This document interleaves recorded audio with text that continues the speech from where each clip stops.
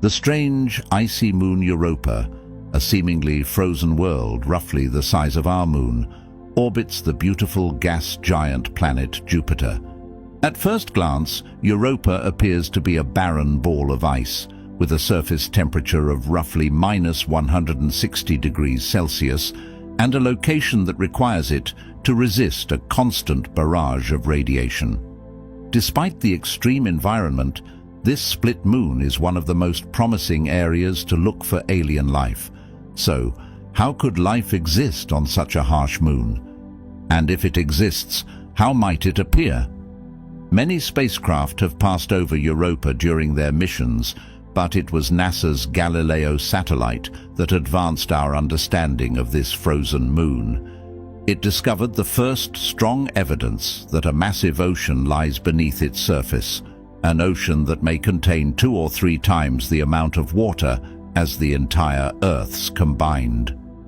Galileo, who arrived in the Jovian system in December 1995 with the goal of researching Jupiter and its giant moons, flew past Europa several times, getting as near as 201 kilometers above its cold surface.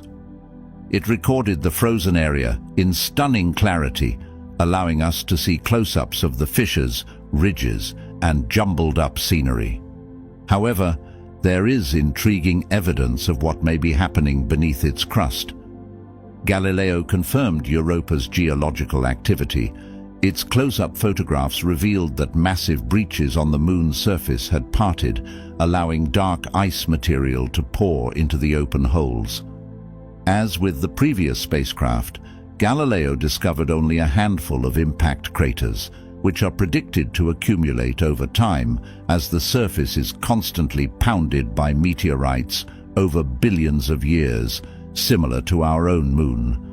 However, Europa's surface appears smooth, implying that its surface is relatively new and that any major craters, such as icy volcanic eruptions, have been erased. However, one of the most significant data performed by the Galileo expedition revealed how Jupiter's magnetic field was distorted in the region around Europa. This finding clearly suggested that a deep layer of some electrically conductive fluid is creating a particular form of magnetic field within the frozen moon.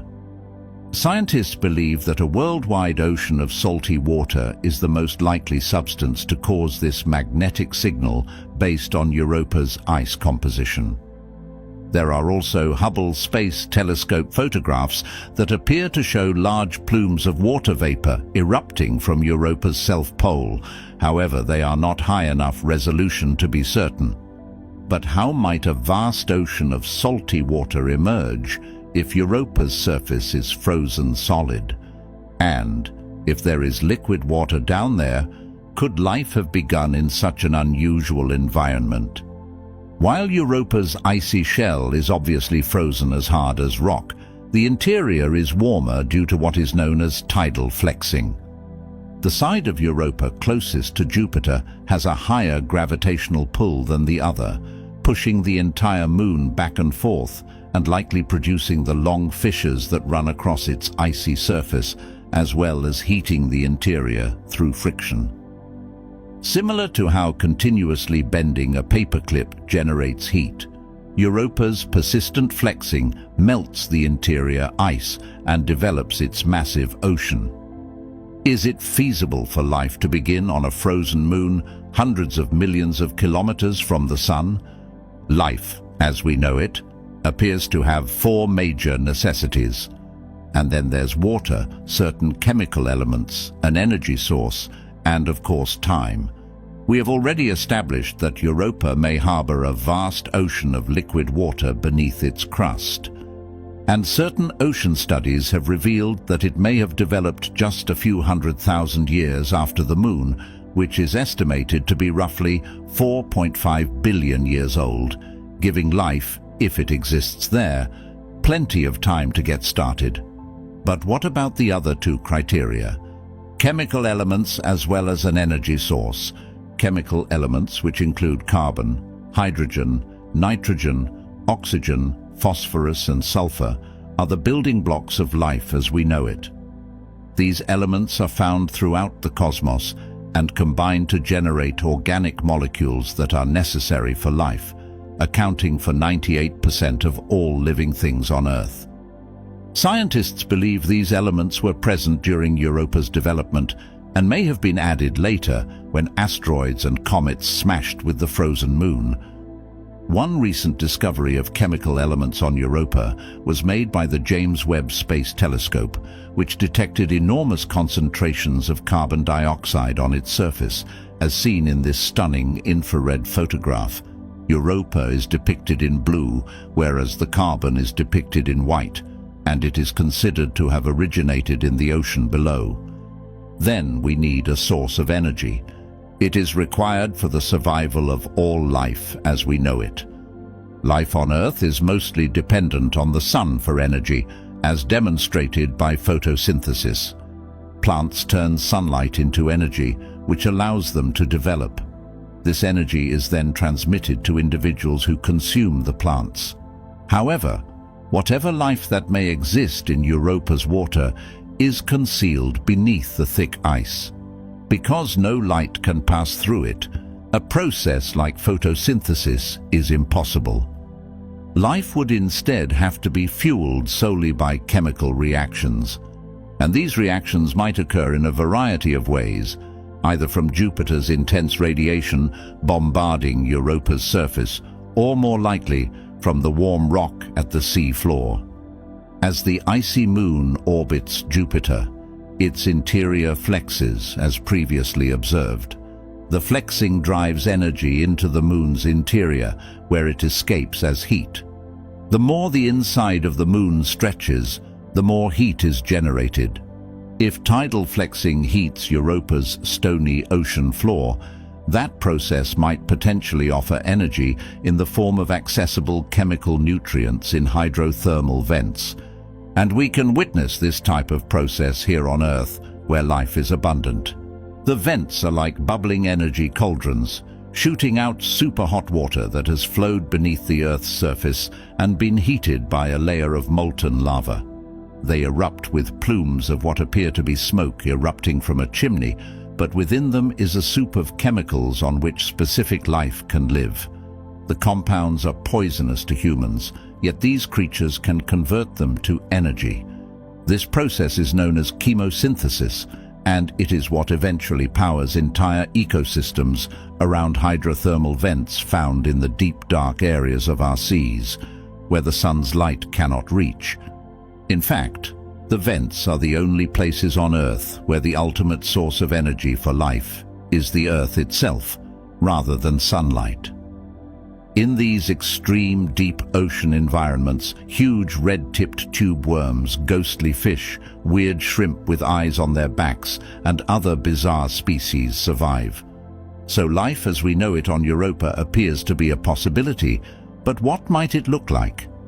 To get an idea, we could look in one of the world's lowest and darkest places, the Mariana Trench. The Mariana Trench's deepest point, known as the Challenger Deep, is 11 kilometers below sea level. It's tough to imagine how deep it is, but if you put Mount Everest there, the peak would still be more than 2,000 meters below sea level.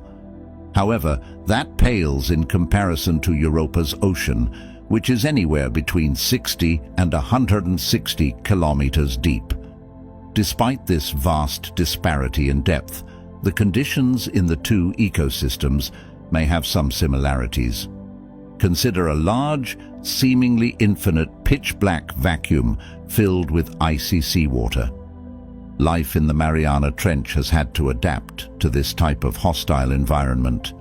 If you can survive deep enough, you will encounter some of the strangest animals on the planet, creatures so bizarre that you would swear they came from Europa. Consider the snailfish, a species that holds the record for any living vertebrate. It is the world's deepest live fish, discovered more than 8,000 meters below sea level. This strange, translucent, tadpole-like fish is reported to have substances that aid in keeping its membranes and sail walls flexible so that crushing pressure does not kill it. But there are creatures that live beneath the surface. Three creatures are most typically found in the Mariana Trench's deepest area, the Challenger Deep. The first are xenophyophorus, which are the world's largest single-celled animals and look like spherical or ruffled sponges around 20 centimeters across. It is unknown how these strange organisms live, but it is believed that they create slime that absorbs germs from the sediment around them.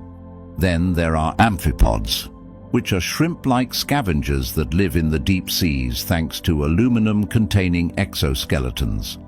Scientists believe that these tiny animals employ sugar-based compounds in their intestines to collect aluminium ions from the sea floor as they feed on trash pouring down from above.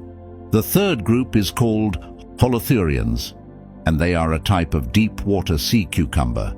They are the most foreign and diversified of the known animals in this region, with spiky, brilliantly colored skin or smooth, translucent skin. At the bottom of the Mariana Trench, vast fields of sea cucumbers have been discovered, grazing like cows over pastures as they graze on bacteria and decomposing materials on the sea floor. So, if life has managed to survive in Earth's deepest waters, could it have done so in Europa's even deeper oceans? Will we send a probe that can bore through the thick covering of ice that surrounds it? We may never find out.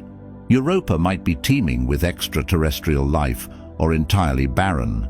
However, because the European Space Agency and NASA each have two distinct big missions to Europa, that burning question may be resolved in the coming years. The first ESA mission, JUICE, was launched on April 2023 and will arrive in 2031 with a double flyby to collect new data on the chemistry of the frozen moon. Then there's NASA's Europa Clipper, a mission aimed to determine once and for all whether the ocean on this ice moon is habitable or not. It is set to debut in October 2024. However, it will not arrive until April 2030. The intriguing missions should complement each other, but neither will be able to establish whether aliens live on the frozen moon, just whether the conditions are favorable for life as we know it. If we do discover life on Europa, it will most likely be in the form of microorganisms living near a hydrothermal vent. However, if it can be demonstrated that life formed independently in two places around the same star, regardless of how complex it is reasonable to suggest that life springs up fairly easily once the necessary ingredients are present, and that life may be found throughout our galaxy and the universe, implying that we are not alone. What NASA discovered in Jupiter recently will blow your mind. Watch this left video. What NASA found in Saturn's icy moon Enceladus that was not expected by scientists. Watch the right video. Thanks for watching.